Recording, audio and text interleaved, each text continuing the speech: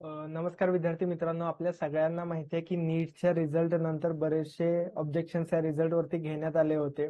Paper leak असेल, grace marks असतील किंवा चुकीचे क्वेश्चन्स असतील, तर या सगळ्या गोष्टींवरती ऑब्लिकेशन्स घेण्यात आले होते व त्याच्यावरती कोर्टामध्ये आज डिसिजन होता. तर कोर्टाने आज काय केलेलं आहे बघा, ला म्हणजे नॅशनल टेस्टिंग एजन्सीला एक नोटीस पाठवलेली आहे. आणि नोटीस कशाबद्दल पाठवली की पेपर लीकचे जे काही अलिगेशन झालेले आहेत तर याच्यावरती उत्तर ही कोर्टाने एनटीए कडून सेपरेटली परत मागवलेली आहे.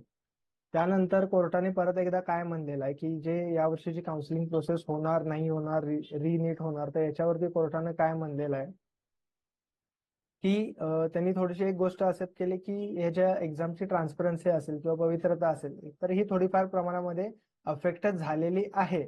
पण कोर्टाने काउन्सिलिंग प्रोसेसवरती स्टे आणण्यावरती सध्या तरी नकार दिलेला असं स्टेटमेंट या ठिकाणी आलेलं आहे की the court refuse to stay on the counselling process for the admission for those who have cleared the exam. म्हणजे ज्या मुलांनी ही एक्झाम क्वालिफाय केलेली आहे तर अशा मुलांचे काउन्सिलिंग प्रोसेसवरती सध्या तरी कसल्याही प्रकारचा स्टे आणलेला नाही. व जे काही स्टेट्स असेल किंवा ऑल इंडिया काउन्सिलिंग असेल तर ही प्रोसेस होऊ शकते असं त्यांनी सांगितलेलं आहे. Let the counselling start, we are not stopping the counselling, said the justice Nath. पण जे काही स्टुडंटच्या साईडने हे होते, ऍडव्होकेट्स होते, तर त्यांनी रिक्वेस्ट केलेली आहे की ही प्रोसेस थांबली पाहिजे अशी रिक्वेस्ट केलेली आहे.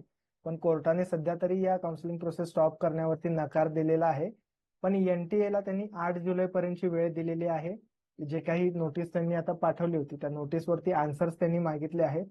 पण त्यांनी जर ह्याचे आन्सर्स हे येत्या 8 जुलै पर्यंत दिले नाहीत तर मात्र या काउन्सिलिंग प्रोसेसवरती स्टे आणला जाईल असं या ठिकाणी त्यांनी मेन्शन केलेलं आहे. तुम्ही बघू शकता की कोर्टाने डिरेक्टली सांगितलेलं आहे की जर 8 जुलै पर्यंत जर एनटीए कडून रिस्पॉन्सेस मिळाले नाहीत, जे काही नोटीस आज पाठवले त्याचे आन्सर जर मिळाले नाहीत तर मात्र कोर्ट या वर्षीची ऍडमिशन प्रोसेस थांबवेल. सध्याच्या या डिसिजन वरून सध्या तरी असं दिसतंय की स्टेट्स असतील किंवा ऑल इंडिया असेल तर ते त्यांचे काउन्सिलिंग प्रोसेस स्टार्ट करू शकतात. सध्या तरी त्याच्यावरती कसलाही होल्ड नाही किंवा स्टे नाही.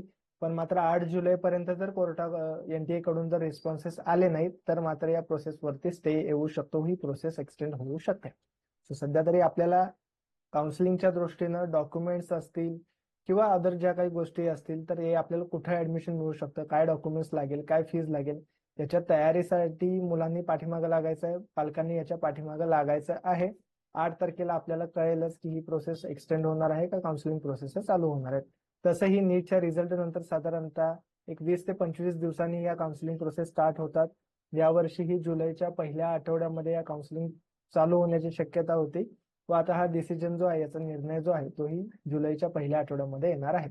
सो सध्या तरी डॉक्युमेंटच्या तयारीला आपण लागलेलंच चांगलं राहील.